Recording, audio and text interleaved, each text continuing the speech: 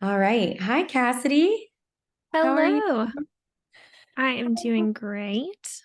I am so excited to be talking to you. For those of you who do not know sweet Cassidy, she is an OG student of Write Your Way to Freedom. One of the first. Do you actually remember what number? I've told you before, but I Yeah, forget. it's either 28 or 29. Let me look. I'm just gonna pull it up. It's like right here. I have a One of hold on. those two numbers, I'm almost certain. It's what, 28 or 29? Let's see. Let's Hmm. see. I'm like, Cassidy, 29. 29. Student number 29. So Money nerds unite. that means that you've been doing this for 5 years. You have been Yeah. a copywriter for 5 years. And I'm really excited because more often than not, I try to do these student success stories with people who have only been at it for a few months so that people get to hear from people who are starting out, who are going through all those same struggles and what that looks like. So it's really exciting and unique that we get to talk to somebody who's been at it for 5 years, because I just think that one, not only is that amazing, but two, we're going to get to see kind of what it looks like when you're consistent and you show up consistently for, more than a few months. Um, so I don't know, why don't you share with us a little brief background of like before Write Your Way to Freedom, what made you sign up for it? We'll just do the little like background context thing and then we'll kind of dig into like what life looks like right now. Okay, that sounds good. And I do have like I guess a bit of a confession.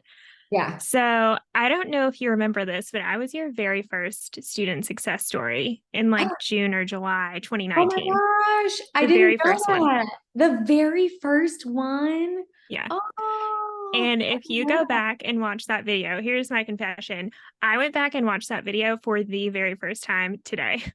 oh my God. In preparation for our call, I have been terrified to go back and look at it. And I think it's because I remember how nervous I was in the moment. And I was like, that is just going to be so cringy. And first of all, it's hilarious to see the like tech setup I was using. I think we were both on our phones. And every single time I moved my phone, you just heard. Oh my God. Um, so that's come a long way.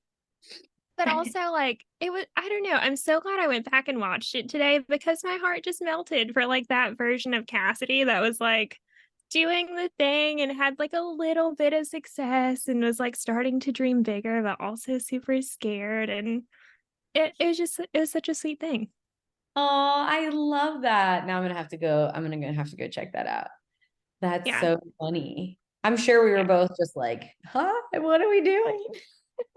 For real, for real. I think we did it through Facebook Live and you texted me before and you were like, we need to do it vertical because like that's the format we're going to use. And now like they've all come so far. We've come so far, Sarah. The text come so far. We've come so far. Yeah. That's hilarious. Okay, so just a little bit about my background. I bought Write Your Way to Freedom in December 2018. And at the time, I was living in Georgia. I was making $32,000 a year as an academic advisor. I knew that in 2 months, the lease on my apartment was running up and I was moving cross country to Seattle. I had no idea what I was going to do for a job. Um, I didn't really want to keep doing academic advising because honestly, it didn't pay that much more in a high cost of living area like Seattle than it did in the very rural town I was living in Georgia. And so I was like racking my brain, trying to figure out what I could do. Lo and behold, as with most people in the course, got your Yeah. Instagram ad. And truthfully, my mindset was, what do I have to lose? Like, I already know that I'm not going to have a job in 3 months. Like, what if I bought this course and really tried to set myself up for success and just see if I can do something with it? Mm. So I bought the course because I was working at a university.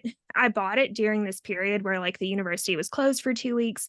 So that whole like winter break while the university was closed and I didn't have to work, I like every single day I just woke up and for at least like 3 or 4 hours a day, I was like hammering hard on modules. So by the time like winter break ended and work began again in January, I had already like gone through the mindset modules. I'd started handwriting copy.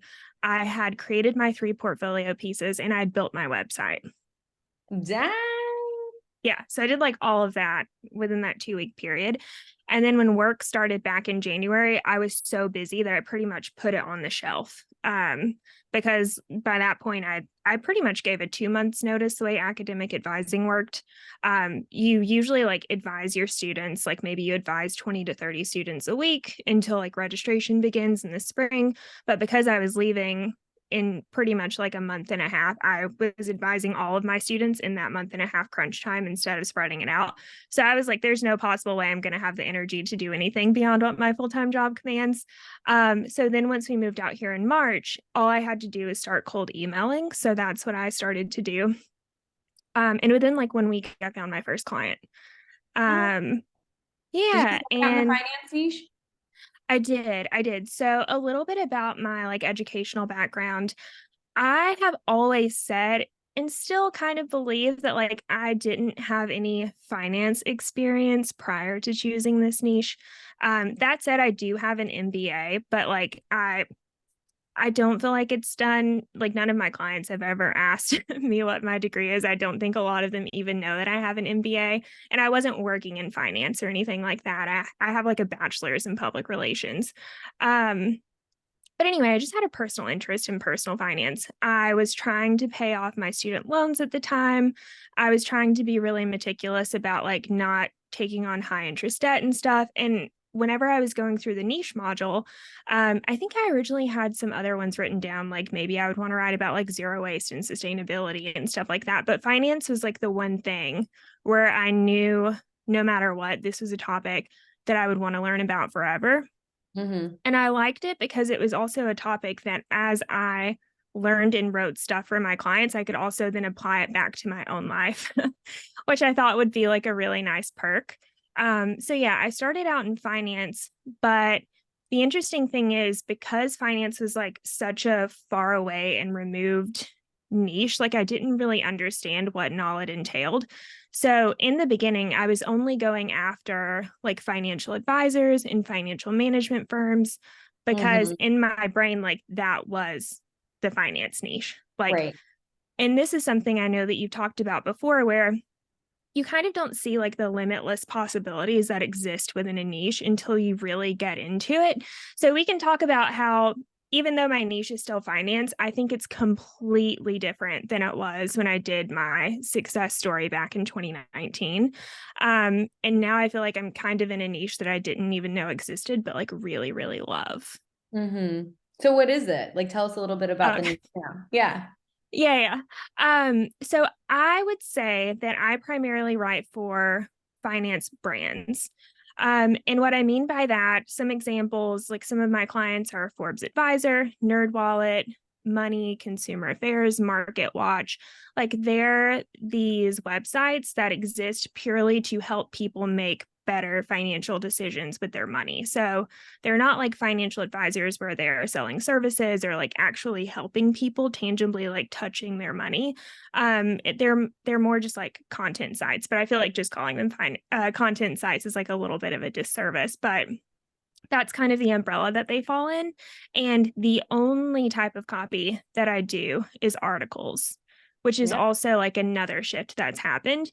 And in the I think beginning, I that's thought, so huge. Like, I'm so excited for people to hear that just because, and we can dig into it further, but like, sorry, I'm like, that's insane and so good for people to hear. So I have yeah, to it pause is. It you. is. Yeah, because similar to probably a lot of people, I thought I would start out with blogs and then I would move on to higher paying copy, like websites, landing pages, email sequences, and like that's where the money would be. Mm-hmm. Um, and that has turned out not to be the case. And I've just realized over the years that really all my clients need help with is articles, and they're willing to pay like good money for those articles. So I'm Yep. okay with it. Articles, blogs for some people, just so we, cover some Mhm. people like our articles, blogs, articles. Yeah, Um, I use those terms interchangeably. So if there's a difference, I don't know about it. no, it's not. That's why I just wanted to make sure that we like said that for people wondering the same thing. That's amazing because that's something that I've actually come across in like some of the more like one-on-one mentorships that I've done. is where I think people have this idea that that's, and in part is probably perpetuated by me, because I'm like, oh, it's the low hanging fruit. It's easier to get your foot in the door with, because it's not necessarily direct response. You don't have to have numbers to like get that first client. Some people I think feel like you have to move beyond that in order to have a like quote unquote legitimate copywriting business. And it's not true. Like you can have an incredible amount of success. And I just like love that part of your story. And I think it's a really good reminder, especially in today's world with AI, you know, where people seem to think that like that's going to be the first thing to go. And I'm seeing so far that it's not. I think there was a perception at first, and then pretty quickly people realized it's just like not where they need it to be. And I would love to hear your thoughts on that as well.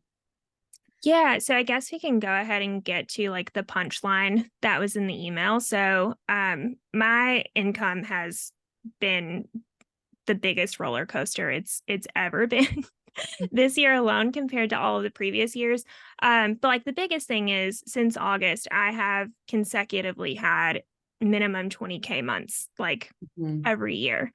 This month I'm projected to make like 22K, which will be like another record breaking thing. All of it's from blog posts. And the reason why I'm able to do, and I usually do like anywhere from 30 to 40 articles a month. Most of the time, I do them completely on my own. If I'm feeling really strapped, every once in a while, I'll maybe like outsource 4 or so articles to an assistant copywriter. But for the most part, every single month, like it's just me. But the reason why I'm able to keep up like that level of articles is because of AI. And my general consensus, like, of course, it's new. Who knows what it will look like in 5 or 6 months, a year? No one knows. But like in and of itself, it's not good at producing a high quality level article in and of itself. You really need to know like what inputs to give it and like how to feed it prompts and finagle it and like tell it what voice to use. Like there's a lot of thought that goes into getting it to produce anything that's of high quality. Who knows if it will be like that forever, but I personally don't have any concern or worry. And who knows if this will be me being naive. We'll see. But I don't have any The worry, and next I don't five think you do years. either. Yeah, right. I don't have any worry about copy or like AI taking my job. And I kind of equate it. I think I actually got this analogy from Sarah Check. But just about how like when automatic sewing machines came out, like everyone who sewed for a living thought that like these machines were going to take their jobs, but they still needed people who had skills enough to be able to work the automatic sewing machines. And I feel like it's kind of paralleled in AI. Like you still need to have the copywriting techniques and the copywriting skills to be able to recognize good copy, but also get it to produce good copy. No, 100%. And I think, I don't know, I just think the other thing that I thought we would see, and is with AI specifically, is that it would get better really quickly. And I'm not seeing that. It seems to me like it's kind of like is what it is for right now. Again, maybe that will change, but it's not improving very fast. And that's another thing that's like kind of surprised me. I was like, I thought it was like AI. Like, isn't it supposed to be like getting better? Yeah. Okay. If anything, I almost feel like there have been times where it's regressed a little bit, and I don't know if it's because it's getting like more data from people who are testing it out, but there have been some weeks where I've been using it and I've just been like, what has happened to you? Like, Are you okay? you are not the robot I knew a month ago. Get it together. Oh, maybe he's just having a tough season like we all do. You know what I mean? It's like It happens. maybe poor Chat GPT needs to be checked in on a little bit more. See how it's doing Yeah. emotionally. Uh, so what would you say? We have a good question. What would you say has been the biggest factor in reaching your level of income? Okay, honestly, it's a lot of factors, like maybe 4 or 5. And if you want to dig into them, we Yeah, can. let's hear them. Um, okay, so I'll tell a little side story and then we can go back into this. So I've been freelancing since 2019, and it's funny how you can look back over the years and begin to like pluck out these little themes. And I don't know if this has happened to you, Sarah, but you're like 2019, if I could sum it up in one phrase, it would be this. And then 2020, I could probably sum up in this phrase. And like it's only in hindsight that you can kind of look back and see how your business has been evolving and like all of these little decisions that you thought were little at the time that ended up playing like a bigger role in what your business looks like today. Um, but for me, like 2019 was I can't believe that I'm doing this year. Mm-hmm. Like my only goal was to replace like my $2,500 a month salary. And that felt like this really big, grand, audacious goal. And then my stretch goal was like, maybe I'll be making 5K months by the end of 2019. And that didn't end up happening. But then 2020 was more of my year of like, I'm so burnt out that I'm considering taking this full-time job that pays $20,000 less than what I'm earning right now, because the thought of having one client and paid time off sounds so much better than just like the 50 plus hours I'm putting in now. Like it was definitely my year of burnout. And which this is one of the reasons I would equate some of my success to today. I had a lot of hourly clients at the time. And this is something that you actually helped me work through. I was so burnt out in 2020. And you were actually the one that was like, you need to stop charging hourly. Like you're never going to hit these income goals if someone is paying you even $40 or $50 an hour as a freelancer. So that was like one shift that I made. So 2020 was like my wake up call that like I need to get my crap in order and make some changes, because I've created kind of like this fake 9 to 5, more like an 8 to 6 or something that I really, really hate. Mm-hmm. And I don't feel like I have any freedom, which write your way to freedom, right? Like missing a key part of that. So then 2021 became my year of like, let's work smarter, not harder. Let's try to like undo some of these mistakes that, I mean, everything served its purpose, right? Like that hourly client in 2019 really helped me get to 5K months, but then I outgrew them in 2020 and stuck with them when I knew I shouldn't. And then it became this obstacles. Like everything serves its purpose. And then 2022, right? Like that's kind of my underlying motto moving forward is like, let's figure out how to work smarter, not harder. But then 2022 is like really when I began to see like the fruits of that labor, and I started to feel like, oh, I can take a week off in January and like still hit my income goal, or like, I can go on a 2-week trip in August and still hit my income goal. Like that's when all of those things began to happen. And then this year has also been like, I feel like this is what my freelance business should have been all along. And I'm really glad that I'm here now. Like that's kind of the Yeah. general theme for Yeah. this year. Do you recognize themes like that in your Oh, life or business? Okay. 100%. And it's touching on something that I feel like I say a lot, and it's one of those annoying pieces of advice where it's like a couple of things actually. One, you can hear good advice all day long. Like I always like right out the gate was like never work hourly, never work hourly. I remember when you told me you were working hourly, I was like, Cassidy. And you're like, okay, okay, okay. And it's not until you experience the heartache of your own like choices that you finally get to a place where you're fed up with them and you choose to do something different. So the way I often describe it is like you can hear advice all day long, but it's not until you like have the experience and then like learn it and feel it in your bones where you're like, okay, that's why I need to do this thing. Because it's just like advice doesn't stick until you come to know it, you know? It really doesn't. And my like perfect example of this that I always go back to is in your module where you're talking about like right out the gate, you should charge $200 a blog post, which what probably breaks down to like 20 cents a word. And Mm-hmm. I remember hearing that advice, like even back in 2018, 2019, and being like, that's good advice for someone, but that's not good advice for me. Like, I can't charge that much yet. So instead, I'm going to charge my first client 8 cents a word, which is exactly what happened. Um, and yeah, that advice took years to stick with me. Like, I pretty much said 8 cents a word as my base in the beginning and then spent years trying to work back up to what I should have been charging all along. Yeah, but it's okay because I think that's where you create like non-negotiables, right? Because if you hadn't had that experience, you'd be more willing to take clients who are like, oh yeah, maybe 10 cents a word, eight, it's all necessary. Like all of the experiences we have are necessary for leading you to ultimately like what you want your business to be.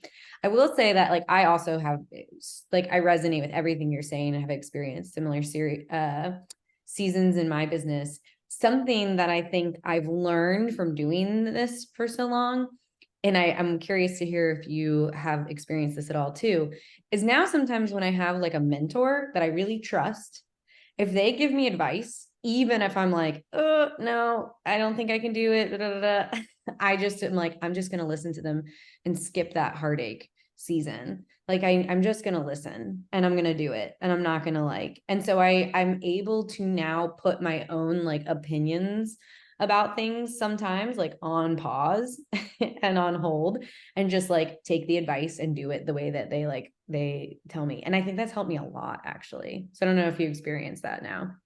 Oh, for sure, for sure. Like, I feel like now, like, I would consider you one of my biggest mentors in, like, the business space in general, and I feel like now I'm to the point where I would be like, "Whatever Sarah says, like, even if imposter syndrome, like, just do the thing." But I also feel like that's come with the experience of not listening to Mm-hmm. advice and having to figure things out the hard way, and then having that knowledge of being like, you are currently where you never thought you could ever be. So Mm-hmm. if this person is telling you that this thing is possible, even if there is a voice in your head being like, but that would never be possible for you. Like, I now have proof that it can be. Right. Right. So And that comes with this process, right? Of like having proof that things can be wildly different than anything you've experienced before. And once you start to like really know that, I mean, you can grow exponentially really fast and like really hard because it's like you can almost like sidestep some of the mindset stuff because all the mindset stuff is the same thing. It's just like different versions, different flavors of the same imposter syndrome, self-doubt, and like I have it too with like things in my business when I'm like growing in an area, but it's like after a certain amount of time, you're like, okay, hi, you're here. I kind of don't have time to like wrestle with you anymore. I'm going to acknowledge you, but I'm just going to like take this advice and like do it anyway. And it just kind of gets a little bit easier because it's like, well, it's self-trust. You're like growing that self-trust muscle. And I don't know. I see that yeah. in such a big way. Yeah, I also have so much compassion for like people's anchor points and also like my own anchor points because and you and I have talked about this before too. Like, I hate the phrase charge what you're worth because Mhm. I feel like what you think you're worth is so rooted in like maybe how much your parents earned or like what you saw was possible in your like one little sphere or bubble. And so for me, like, I came from this situation where I was earning $32,000 a year. And even though I wanted to earn more, I felt like I should be really grateful for that salary because Mhm. I was a 22-year-old earning that money with one job. Whereas in my like home growing up, I had a mom who worked 3 jobs to make $32,000 a year and had 2 kids to provide for. So I was like a 9 to 5 for $32,000 a year. Like that sounds like such easy money. Like, of course, sign me up. And so I carried that mindset then into my freelance business where I was like, well, as long as I'm making what breaks down to 15 or $16 an hour, like I should be grateful because now it's even easier. Like, I'm not having to earn $32,000 in a 9 to 5. I'm earning $32,000 on my own, which is like a step up above. But I Yeah. still like I wasn't allowing myself to dream bigger and to be like, how much should I be charging for Yeah. this thing? Your story is such a perfect example of like what commonly happens, where you break free from the 9 to 5, but then you create something that you just like you make kind of like a monster of a situation that's like way more work and harder, and you start to think that like the 9 to 5 sounds good. In fact, whenever I hear people who go back to the 9 to 5, I'm like, oh, I wish I could have like chatted with you about what could have changed to make it just easier, right? And then having to sort out and go through, what do you need to change to make this like what you really set out to do? Because so often I experience it too. I tell that story all the time, where I realized I was like, why am I sitting down like from 9 to 5 every day? Like it's been years, but it's so much of it is just like conditioning and the things that we think we should be doing. Just playing out, and it's like these invisible parameters that are we put around ourselves almost without even realizing it. And I don't know, so your story is like a perfect example of that. And when you say things like, this my business is what it should have like always been, you I don't think you would have had the like the non-negotiables, the boundaries, the the experience, the working through all the money mindset stuff, which is important too, to until you were ready for it. I think it all like happened as it was meant to happen. But obviously, I Yeah. wish you could save Cassidy in 2020 from from Yeah, herself. that was an interesting situation because I was actually offered a full-time job by one of my hourly clients.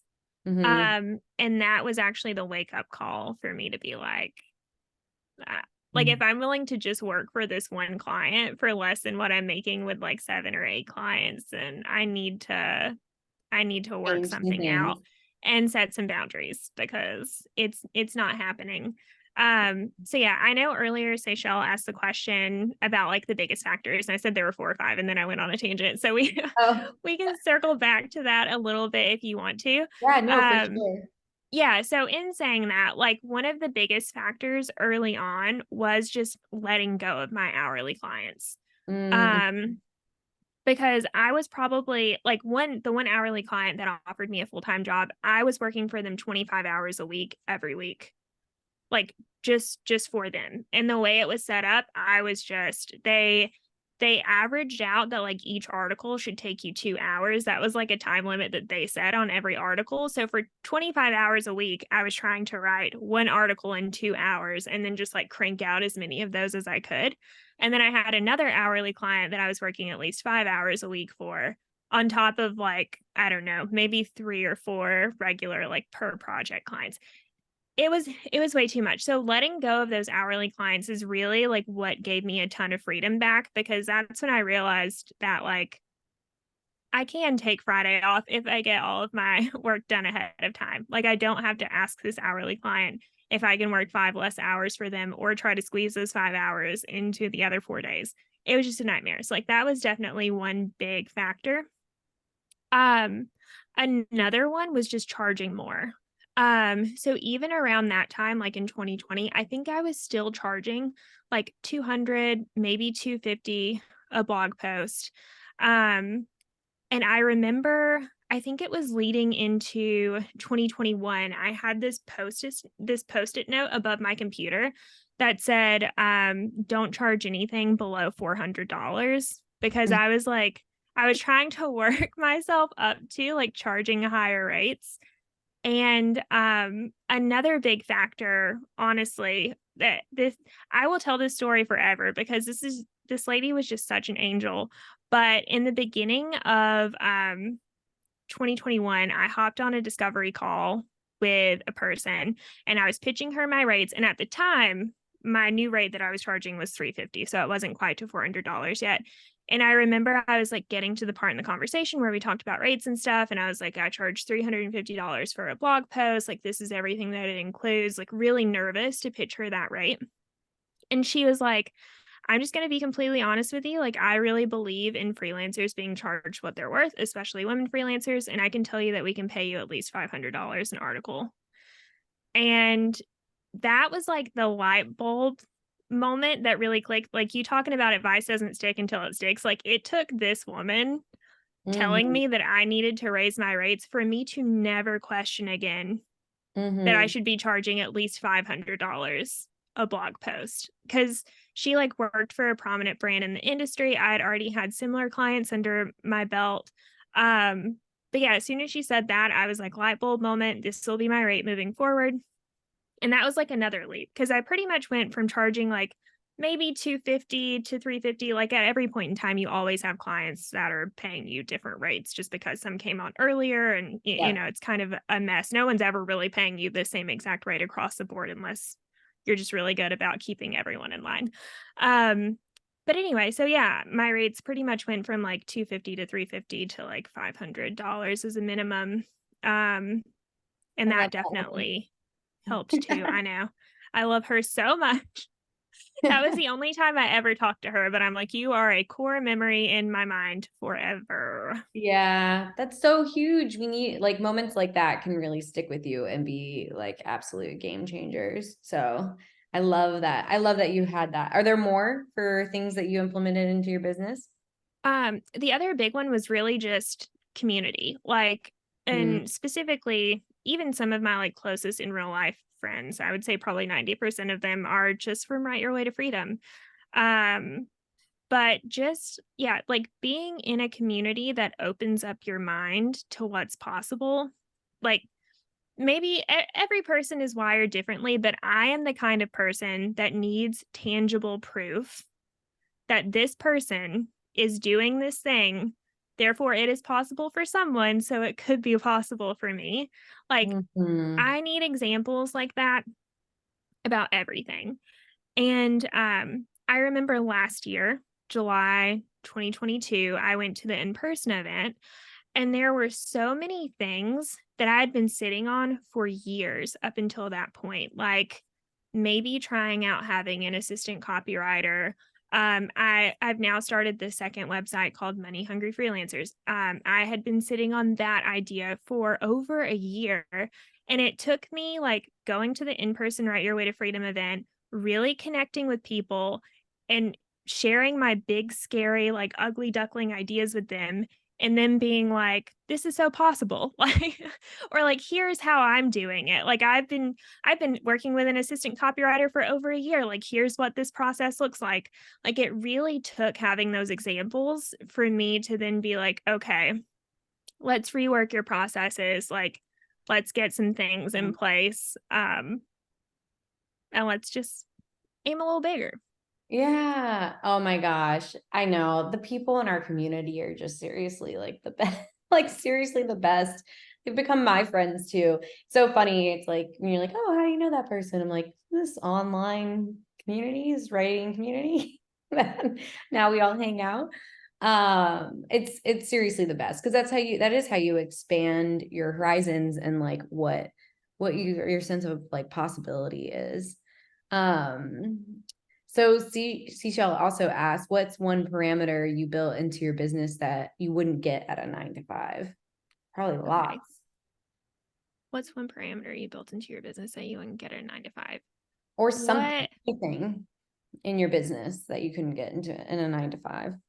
Okay, I don't know if I'm thinking about the question the right way, but like the first thing that comes to mind is like not having to ask for time off. Is that, or am I thinking about the Yeah, question the no, wrong way? that's what I was thinking too. Like not having to Okay. ask for time off, Yeah. time off And money.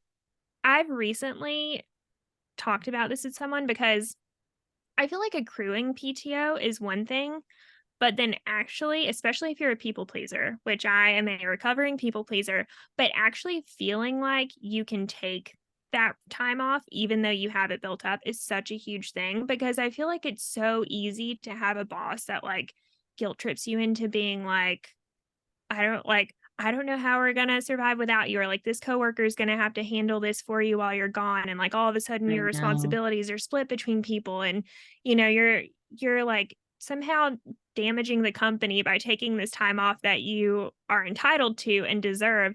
And I just know myself enough to know that if I was still in a 9 to 5, it would be so difficult for me to take time off, knowing that it's inconveniencing someone else. Um, and I did the math a few weeks ago. I think by the end of this year, including like some really fun work trips, because I have been to like other events this year, um, I will have taken like 65 days off of work this Ah, year, which that's I a feel like, and I have no guilt or remorse or anything. It's just pure joy. when I take a day off work, and I know that that's something I would never experience in a 9 to 5. I would be guilt ridden. Yeah, that is huge. 65 days. That's amazing. That's like 2 whole months. I know. Like, Yeah. that's amazing. I love that. Like time autonomy is one of those things that I try. Sometimes I have moments where I try to imagine like if I had to get a 9 to 5, and I'm like, I don't know that I could do it. Like, I don't know that I could do it. Like, I'm like, I have to go into an office and then somebody tells me I have to be there. I don't know. I don't know. It would be wild. Yeah, Be so it wild. really would be. Can we share the story? Because it's my favorite of when you shared it with me, but recently it was when because you came to the very first in-person Write Your Way to Freedom event, which was in 2019. Mhm. And apparently I did an exercise there. I'll let you share that story, but I would love to share it if you're okay with it because it's so Yeah, fun. as soon as you said, "Will you share the story?" I was like, "I already know what you're gonna say." Okay. Um, I didn't yeah, even need to give it context. Will you share the story? the story, capital THE. Okay, let me just set the scene for anyone listening. I went to the first Write Your Way to Freedom event. It was in September 2019, so just a few months after our first success story call. Probably less than 6 months into my copywriting journey. And you had us write this or do this exercise where we wrote down on a piece of paper how much we wanted to make next year. So I, with shaky hands, wrote down $100,000 like for the year. Like that's how much money I wanted to be making. And at the time, I was like, this is an impossible goal. There's absolutely no way I can do this. And then you had the audacity to ask us to double that number. And in my memory, okay, so this happened in 2019. I'm recalling this story to Sarah earlier this year. And I was like, do you remember how you asked us to 5 times the number that we wrote down? And she was like, I didn't ask you to times it by 5. I just asked you to double it. But like in my mind, she was asking such a big thing. And like the number felt so impossible that, yeah, in my mind, you asked us to times it by 5 instead of 2. I I know when you told me that you were like, you told us to 5 exit. And I was like, I've done that exercise multiple times and it is always double it, my friend. And so you had to write down $200,000. Mhm. And and then because the point of that exercise is to get people to notice what comes up, notice all the thoughts that you have where you're like, impossible, can't happen, no way, like she's crazy, because it made people really emotional. It always does. And still, even like this many years later, feeling like it was 5x that, when you are like well on your way to that, my friend, like it's so within reach. Yeah. Does that feel like, what has that done for you as far as like noticing other people's audacious goals or hearing other audacious goals or having audacious goals for you? What, yeah, like what has that done for just how you see all of that now? So I feel like it's taken me years to get to this point, but I do feel like I'm at the point now where I hear of someone, like even someone making 80K a month. I'm like, I have no idea how I'm gonna get there, but I do believe that that could be possible for me. Like, right? Like, I don't have a plan, could be 5 years, who knows? But now, whenever I hear someone doing something really big and audacious, I don't have what used to be my first initial thought, which was, that's nice for them, but that could never be possible for me. That probably still bubbles up sometimes with some things in different areas of my life, but at least in like the business world, I feel like that story has been rewritten to where now I'm just like, oh, that's really, really cool. And I do think that that could be possible for me one day. I love that. I love that so much. I remember when you shared that with me, I was like, this is like one of my favorite stories ever. I put it in my book. So Oh, you're sealed in the book now too. yeah. It was so cute when I was listening to my success story before you at the very end, you were like, what's one big, like kind of audacious, scary goal that you have? And I was like, 8K months? And I was so scared. And Really? you were like, have you ever said that out loud to anyone before? And I was like, no.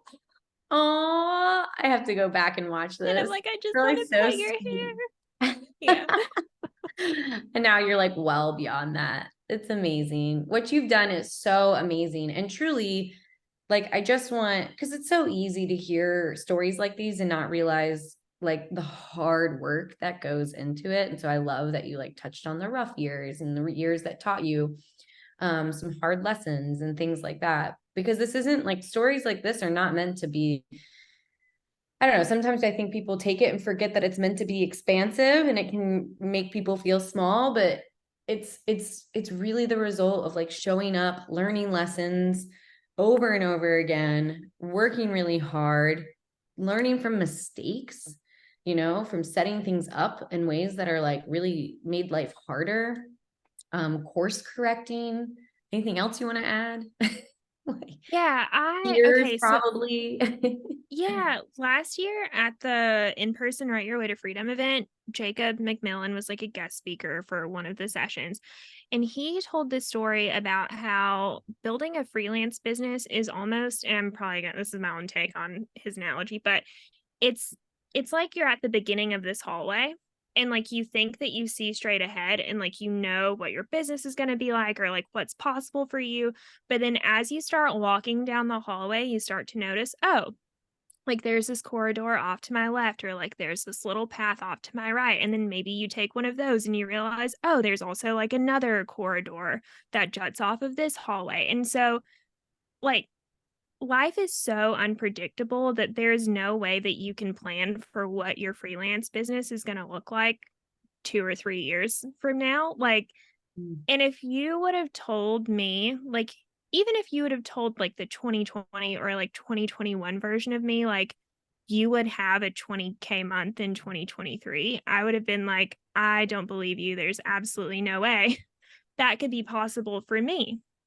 But it's just in, like, making all of these little shifts, like you said, course correcting, like, trying to work through your money mindset and what feels possible for you, just, like, working through all of that. You have no idea, and there's no way for you to foresee, like, how that can compound and, like, radically change your business and your life if you just, like, trust the process, take the baby steps, like, keep forging ahead and slight edging it. Yeah. And following like little open doors. Like I think that's been a big part of my journey and probably yours too. Most people I feel like who stick with anything long enough to actually like see real results is being open to opportunities that are unexpected and kind of like allowing for that curiosity and being like, what's going to happen over here.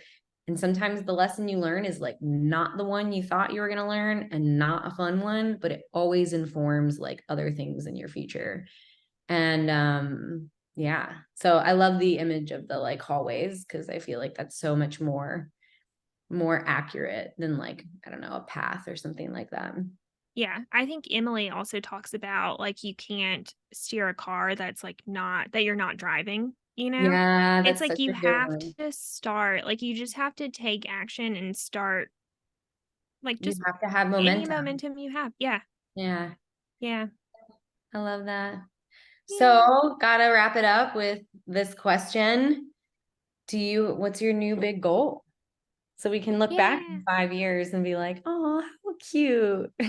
yeah. Okay, so, one, I guess, more like passion project that I'm working on, and it's just kind of starting to add more, like, passive income Mhm. to my business. So, um, I'm building out Money Hungry Freelancers, which is a platform dedicated to helping freelancers, like, manage their money and stuff like that.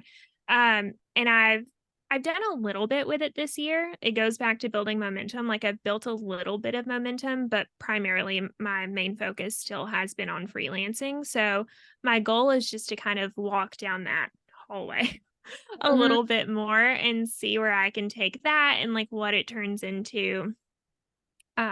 That's probably like my one thing.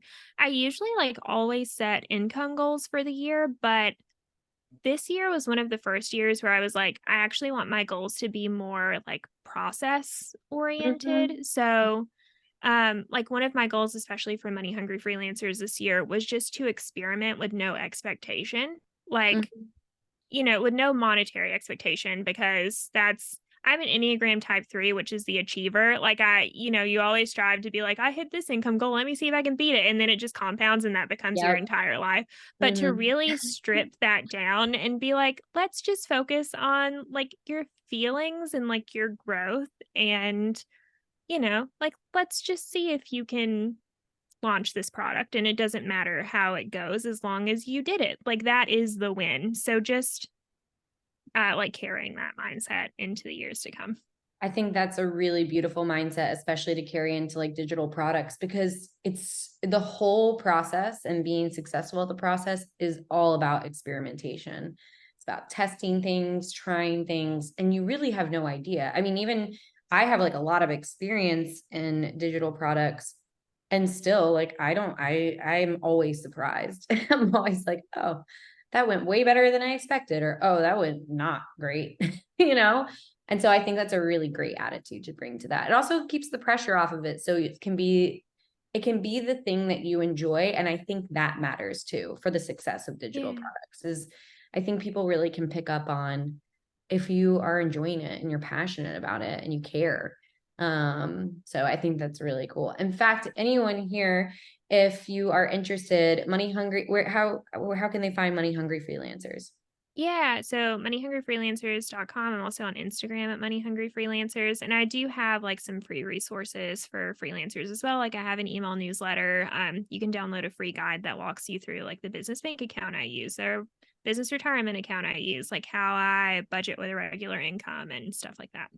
It's so the resources Cassidy creates are super, super helpful. I've even like shared them with the community and my email list and things like that. So if you're interested in getting the roller coaster that is freelancing, uh, Yeah. monthly income like under control and feeling more solid in it, that's what Money Hungry Freelancers is all about, right? Yeah. Yeah. Oh, well, so good to catch up with you. Yours As too. always, thank you, thank you, thank you for being Another call in here. 5 years. Yes, I'll see you there. We'll see what's happening. Oh my gosh, I can only imagine, Cassidy. It's going to be amazing. So, Yeah. and Can't it's either. like, I really believe that like making your first $1,000 online is actually the hardest. It's like each like level is actually way more difficult, I think, than like the next and next and next. Okay. I Obviously, know. the point. Go ahead. I was gonna say, I know we're trying to wrap up. You bring up a great point. Just from my own personal experience, getting to 10K months was so much harder than getting from 10K to 20K months. Oh yeah, Like 100%. like this has felt so easy because the changes that I needed to make were so minuscule in comparison to like pretty much the overhaul I had to do to break from like 7K months to 10K months. 100%. I think the car momentum image like works really well here because it's the difference between like pushing a car to get it started and then you eventually like have that momentum because when you're first starting out you're learning an extraordinary amount of things, like so So many much. things, and as you solidify each skill and you get better and better at each skill, it gets easier and easier. So Yeah, 100%. So I yeah, believe in it. 5 years, you'll be at 100K months. Can't wait. Let's see. Thanks for being here, So, Cassidy. It's always a yeah. pleasure. And thank you guys for being here. Thank you. Thank you. Yeah, All thank right. We'll you. see you in the community. Bye. Bye.